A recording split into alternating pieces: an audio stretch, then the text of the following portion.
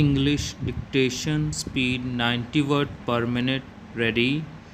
Start. Mr. Singh, learned counsel appearing in support of writ petitions submits that disability attached to the re-employment of the petitioners have been categorically stated in their letters of appointment they would not claim seniority on the basis of their earlier service, they would not claim fixation of pay on the basis of their earlier service. But in this letter nowhere it is mentioned at they would not claim continuity of service of benefit of past service for the purposes of pensionary benefit, and thus he relied to the principles of justice. In other words, he submits that the state government wanted to deprive the petitioners of their past service for the purposes of pensionary benefits. Also, they ought to have so mentioned other conditions in respect of pay fixation and seniority. On the other hand, Mr. Singh, learned counsel submits that the letter of reappointment itself clearly mentioned that it was a fresh new appointment altogether, that should have settled the matter in all aspects, but only as an abundant caution it is stated that for the purpose of seniority and pay scale, the past service would not be taken not account.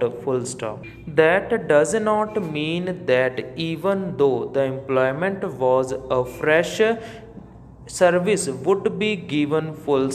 He further submitted that so far as dismissal order is concerned, that had attained finally, that has neither been reviewed nor recalled nor had been set aside. In that view of the matter, dismissal order having finality, benefit of service prior to dismissal cannot be given for the purpose of pensionary benefit, as that would run contrary to Rule 103 of the Punjab Pension Rules. Mr. Singh further points out that several of the employees who were dismissed by the governor were permitted to rejoin in the governor's secretariat, and it was specifically mentioned that they would get benefit to continuity of service for the purposes of pension and pensionary benefit, depriving these pensioners of that benefit would be unfair and unreasonable.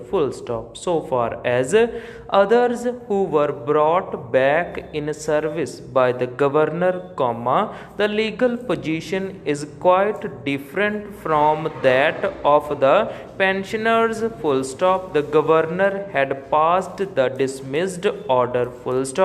He must have reconsidered the matter because after a gap of long period, those persons who were dismissed by the governor were permitted to rejoin. Those orders are on record.